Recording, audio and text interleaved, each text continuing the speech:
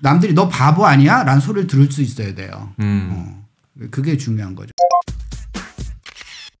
자, 지금 중요한 게 또 완화가 얼마 전에 나왔잖아요. 네. 이번에 규제 지역 해제에 대해서 어떻게 네. 평가를 내리시나요? 긍정적이죠. 해제된 데 입장에서는 이제 긍정적이고요. 아쉬운 거는 이제 서울하고 경기도 이제 4개 지역, 네. 작게는 4개 지역, 크게는 이제 5개 지역을 볼 수가 있는데 그 지역은 아직 해제가 안 되는데 이제 그것도 이제 경기가 더 나빠지면은 해제할 가능성은 있죠. 근데 이제 그거 하기 위해서는 그러니까 세상에 그러니까 100% 좋은 것도 없고 100% 나쁜 건 없어요. 그게 이제 경기가 다 안 좋아지면 이제 정부에서 용기를 갖고 이제 해제를 할 거예요. 정부에서 지금 용기를 못 갖고 있거든요. 용기를 못 갖다 가지고 지금 이제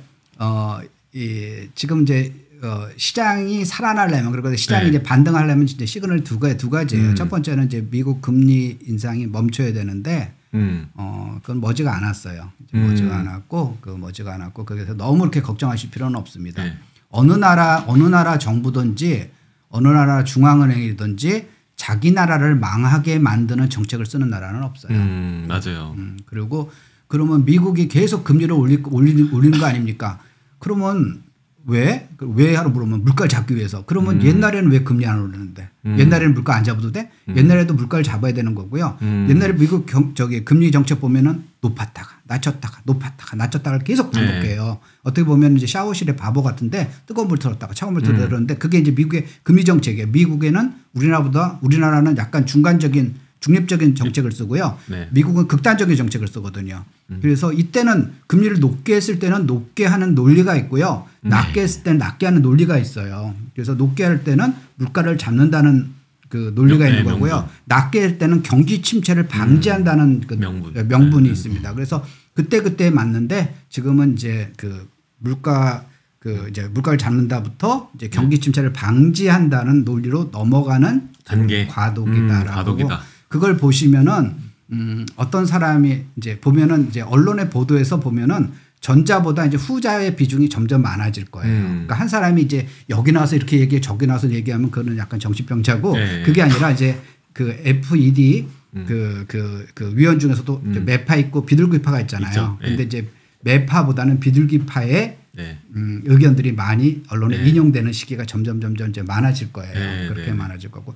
지금 한 달 전만 하더라도 이제 12월 14일 날 이제 13일 14일 이렇게 이제 미국 시간으로 12월 13일 날 이제 이번 올해 마지막 이제 FED 회의가 있거든요. 그때 이제 금리 인상을 0.75로 올릴 것이라는 거에 의심하는 사람 하나도 없었어요. 근데 지금은 0.75로 생각하는 게 아니고 0.5로 대부분 생각하고요. 0.5로 생각한 게 이제 80% 이상이고 0.75가 소수 의견이 됐고요.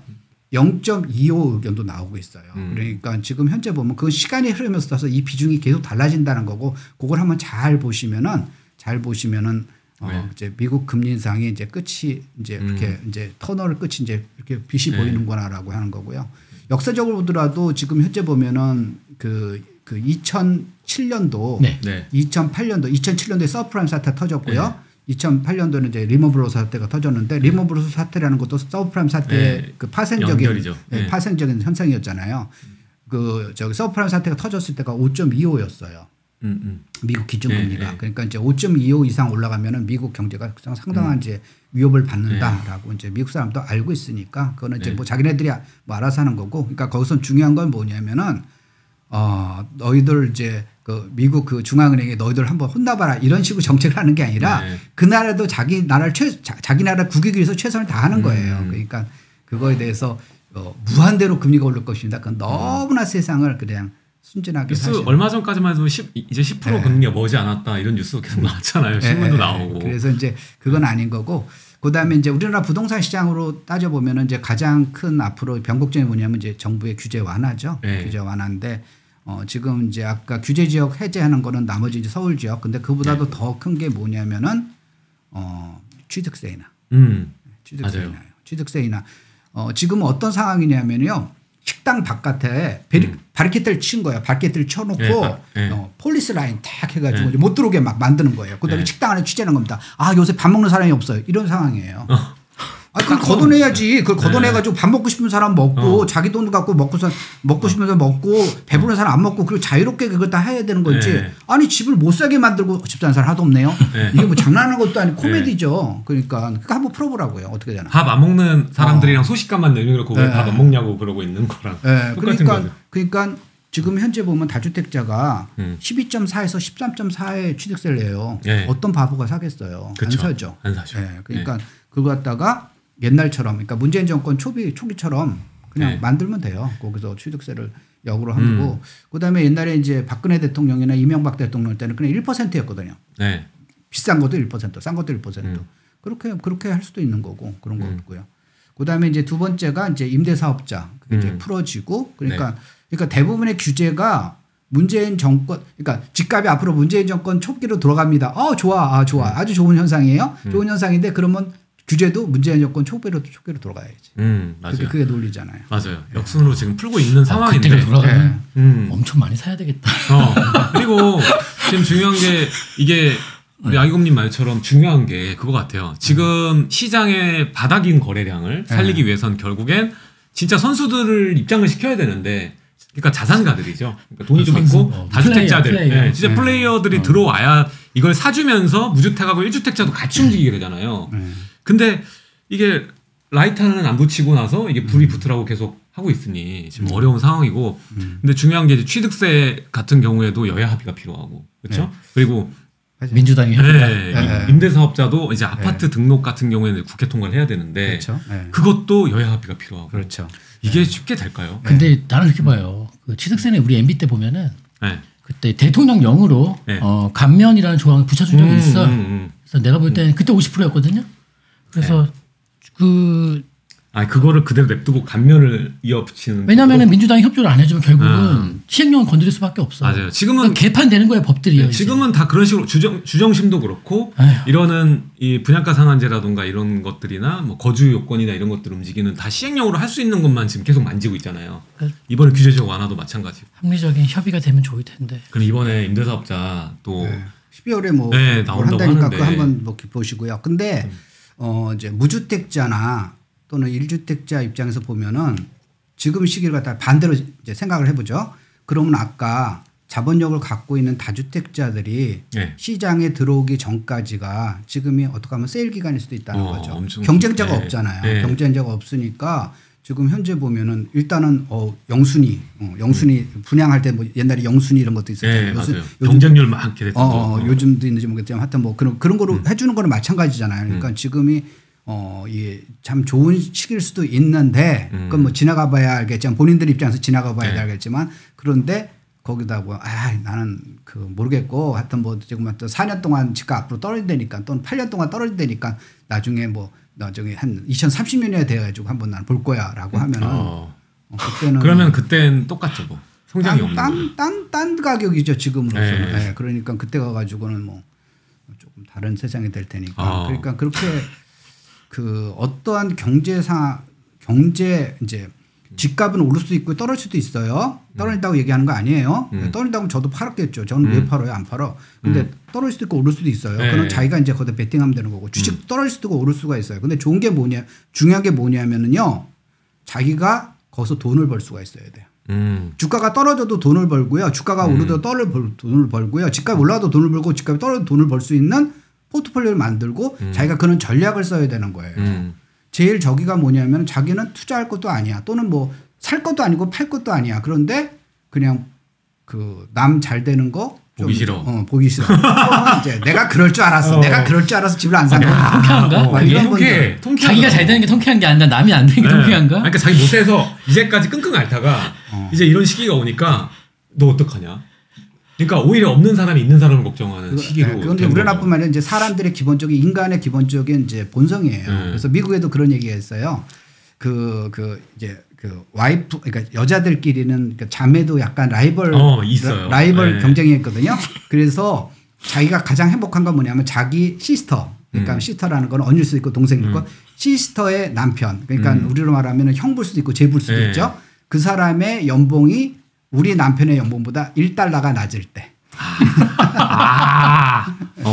네네. 그게 미국에서 있는 얘기, 우리나라 얘기가 아니라 그때 가장 행복하다. 이제 그러니까 사람은 이제 비교하는 그게 있기 때문에 이제 그런 거죠. 그래서 그래서 여러분들은 그런 거에 너무 생각하지 말고, 그러니까 이번 기회가 저는 이번 위기라고 그러지 않아요. 저는 이번 기회가 여러분한테 어떤 돈을 가져줄 것인가 그걸 좀 생각을 해보시라. 이게 되게 좋은 말씀이세요. 왜냐하면 사람이 보통 다 남들이 선호하는 게 거의 보통 이제 1순위, 2순위, 3순위 있는데 부동산은 그냥 말할 게 없이 아파트거든요. 그래서 아파트가 전반적으로 지금 조정을 받고 있는 시기다 보니까 이런 시기에 또 아기곰님 얘기 들으면 어떻게 돈을 버냐, 말이 안 된다라고 생각을 할지 모르겠지만 연구를 해야죠. 이제. 네, 연구를 해야죠. 그리고 부동산은 지역이 다 다르기 때문에 국지적이기도 하고요. 그리고 종목도 굉장히 다양해요. 그래서 지금 현재도 아직 그 가격점을 못 받는 부동산이 있고 오르고 있는 부동산도 있고요, 심지어. 그리고 이번에 그 표를 봐도 한 6개월 정도 표를 보면 경기 이천은 빨간색이에요. 나머지 다 파란데. 그러니까 이 시기에도 오르는 부동산은 있고 떨어지는 부동산은 있고 하락기에도 돈을 벌 줄 알고 상승기에도 돈을 벌 줄 알아야 진정한 투자자다. 예. 발을 빼지 말고 관심을 끊지 마라가 어떻게 보면은 중요한 얘기 같아요. 이렇게 4년 뒤, 8년 뒤 봐야지 하고 시장 관심 끄면 이제 도태되는 거죠. 그게 아주 그러니까 중요한 말씀 같아요. 여러분들이 지금 중요한 거는 뭐냐면은 그런 냉소주의 또는 그 비관주의와 헤어질 결심을 하는 게 가장 중요해요. 헤어질 결심. 네. 그 영화잖아요. 맞아요. 그리고 저 같은 경우는 이제 보면은 이제 IMF 때 이제 강남집을 샀거든요. IMF 이제 2008년도 11월에 샀는데 제가 이제 그 기록을 갖고 있어요. 강남에서 제일 집값 싼 기록을 갖고 있어요. 경매가 아니라 가서 이제 일반 가격 주고 산 걸 갖다가 이제 소위 이제 금매죠. 금매고 금매도 안 팔리고 막 안 팔려가지고 이리 치고 저리 치고 막 그런 걸 제가 그것도 더 깎아서 이제 싼 건데 그 시세표보다 훨씬 싸게 샀어요. 경매도 아닌데도 그러고 그런데. 그거 사고 나가지고 주위 사람들한테 야, 너 잘했다라고 소리 들었을까요? 아니면 너 바보 아니냐? 라는 소리 들었을까요? 후자일까요? 전자일까요? 처음에는 바보 소리 들었어요. 다 바보 소리 들었어요. 그때는 IMF 때 야, 집값 떨어지는데 너 어떻게 바보냐? 너 주식 좀 투자를 해가지고 똑똑한 자 똘똘한 줄 알았더니만 요번에 보니까 바보대. 요즘 집을 사는 사람이 없어. 집을 다 못 팔아가지고 지금 시장에 가봐라. 매물이 몇 개고 앞으로 경제가 어쩌고 저쩌고 그 뭐 그런 거 얘기를 하는 거예요. 네. 유아인이셨네요, 유아인. 네, 그랬어요. 그 유아인이 저 모델에서 만든 거잖아요. 외모는 좀 달라도 외모는 제가 조금 딸려더라도 그래가지고 농담입니다. 농담이에요. 그래가지고 저는 그때 그 IT 기업에 다녔어요. 그 금융회사 다닌 게 아니라 그래서 이제 뭐 바보 아니냐 막 그랬어요. 근데 그래서 제가 뭐랬어? 나 바보야 그랬어요. 바보야. 근데 몇 년 지나가지고 그 사람들이 와, 저 사람이 뭔가 선견지명에 있어서 그런구나. 그러고 이제 그걸 갖다가 처음에는 저 우연으로 생각한 거죠. 세상에 우연은 없어요. 우연을 갖다가 한 번에 우연을 하기 위해서는 그 밑에 10번의 그런 노력이 있어서 하나를 우연으로 보이는 거지. 우연은 세상에 없어요. 거기서 보면은 자기가 가다가 이렇게 그 스피드 리미트 그 뭐야 속도 제한 찍히잖아요. 오늘 재수가 없어서 찍혔다라 하지만은 딱 가슴에서 10번을 자기가 이미 위반한 거 하나가 걸린 거예요. 이제 세상이 다 그런 겁니다. 세상의 이치가 이제 그런 거라서 그때 그랬어요. 그러니까 그러고 나서 이제 그 사람이 뭐라 그러냐면 이제 사람들이 보면은 이게 이제 그러면 다음에 그런 기회가 있으면은 자기 꼭 알려야 자기도 사겠다고. 야, 정말 나중에 보니까 너 당신 정말 대단하구나. 왜냐면 그 당시 제가 그때 5천만 원 갖고 샀거든요. 전세 꼈으니까 갭 투자로 5천만 원 갖고 강남에 30평대 아파트를 샀어요. 그렇군요. 네, 그러니까 지금 생각하면 굉장히 이제 싸게 산 거죠. 그러니까 지금 얘기하면 그때 아기곰이 알았으면 나 여러 채 샀을 텐데 막 그런 사람들 엄청 많아요. 그런데 그때는 정말 그 강남 아파트가 똑같은 돈 갖고 저기 뭐 거기 쌍문동 이런 데도 그 정도 5천만 원 들었고 강남도 5천만 원 들을 정도예요. 그러니까 그때 근데 쌍문동 산 사람이 있었거든요. 제 아는 사람 중에서 나중에 그러니까 똑같은 돈 갖고 그 당시에 그런데 그거는 이제 뭐 그 사람이 공부를 금방 안 한 거고. 하여튼 그랬는데 이제 나중에 그 사람들이 그래서 이제 사람들이 당신은 이제 그런 기회가 있으면 알려달라.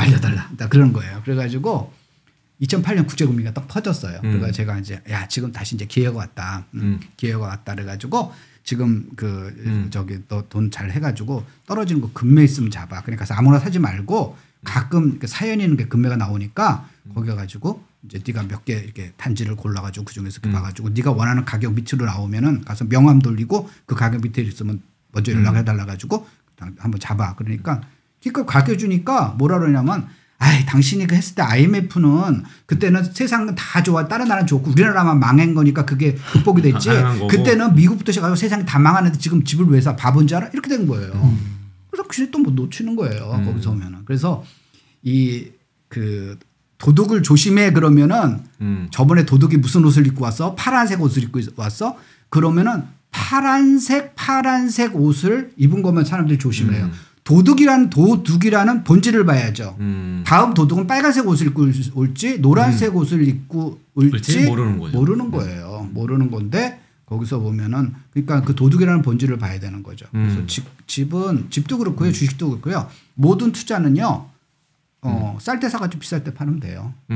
근데 쌀 때 사라고 하면 안 사죠. 안 사죠. 날 바보로 합니까? 네. 이제 이러죠. 남들이 다 이제 사고 비싸질 때, 그럴 때 나도 해야 되나? 그렇죠. 네, 옆에 옆에 있는 그것도 남이 아니라 옆에는 자기 옆에는 김대리 뭐 이 과장 해가지고 얼마를 벌었네 그러면은 그때 움직이는 거예요. 그러니까 남보다 계속 남의 수익률만 올려주고 있는 거죠.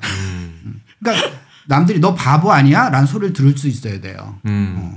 그게 중요한 거죠. 그러니까 그게 맞아. 투자해본 사람하고 안 그럴 때 얼마나 사람이 떨리는지 아세요? 정말 세상에 자기가 바보일 수 있잖아요. 다른 사람들 다 오른쪽으로 하고 있는데 다 동쪽으로 하고 있는데 나만 서쪽으로 가고 있는 거잖아요. 그게 얼마나 외롭고 무서운 결정인지를 본인이 알아야 돼요. 그러니까 그 얘기를 그렇게 결정을 해본 사람이 있고 결정을 안 해보고 어쩌고저쩌고 뭐 나불나불 이런 분들이 있는데 제가 존댓말 쓰죠. 분들이 있는데 그런 분들이 있는데 그러니까 그거를 아까 쫙 보면은 이렇게 얘기하신 걸 보면은 저 사람 투자 한 번도 안 해봤구나. 네, 드러나죠. 네, 거기서 보면 투자를 해본 사람은 저렇게 쉽게 얘기할 수가 있는 게 아닌데 그런 거죠. 그래서 그러니까 아까도 말씀드렸지만 여러분의 지금의 현재의 감정을 공포를 느꼈다면 그걸 갖다가 일기장에 쓰세요. 그리고 다음에 상승이 왔을 때 그걸 또 잊지 마세요.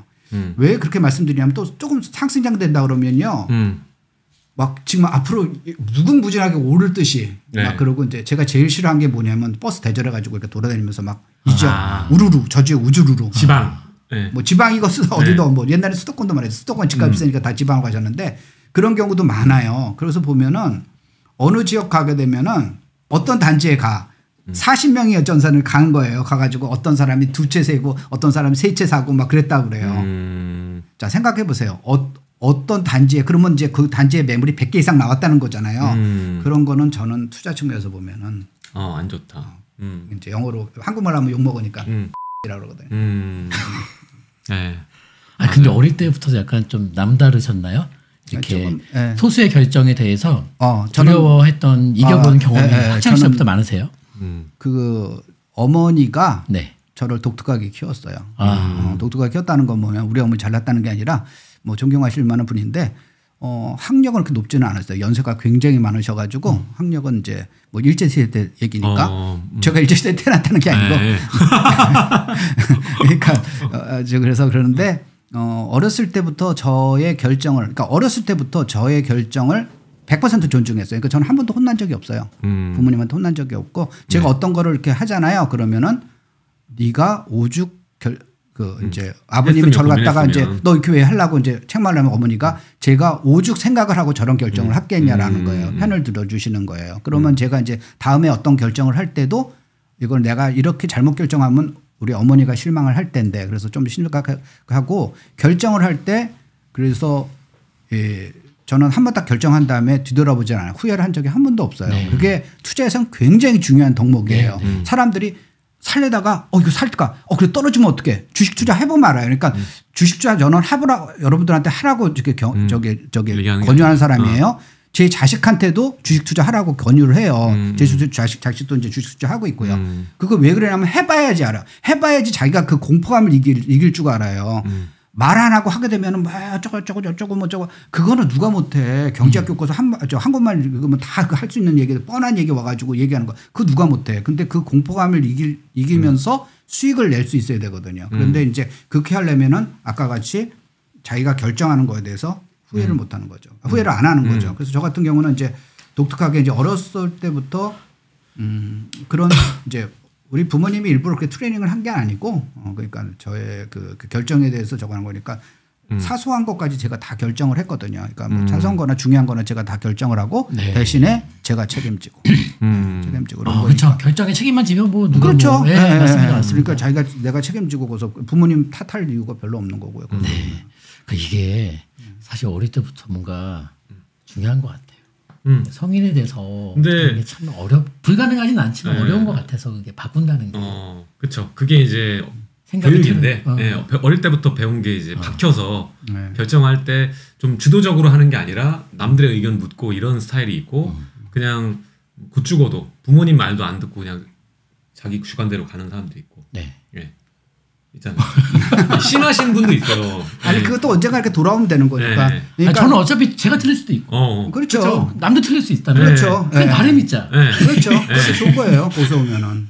맞아요. 그 자기가 해서 한 결정에 대해서는 자기가 나중에 그걸 갖다 만회할 수가 있지만 남이 하는 결정에서 만회할 수가 없어요. 자기가 그렇죠. 그렇죠. 자기가 맞습니다. 어떤 생각이 있어서 했을 거 아니에요. 그러니까 그럼 내가 그거에 대해서 이제 한국말로 하면 콩글리시 하면 백업 플랜이고 영어로 하면 이제 컨텐전시 플랜인데 그거를 해가지고 자기가 이렇게 만약에 뻐그러지면 이렇게 해야겠다는 생각이 있잖아요. 근데 남이 그 한 걸 그대로 따라하게 되면 맞아요. 그 뒤가 없어. 그 사람이 그러면 이제 어떤 얘기가 있겠지. 그러면 이렇게 잘못됐는데 그럼 어떡할까 그러면 나도 모르지 이러면 이렇게 같이 그냥 벙 튀는 거잖아요. 그러니까 자기 생각 갖고 실패하든 성공하든 이제 그게 중요한 거예요.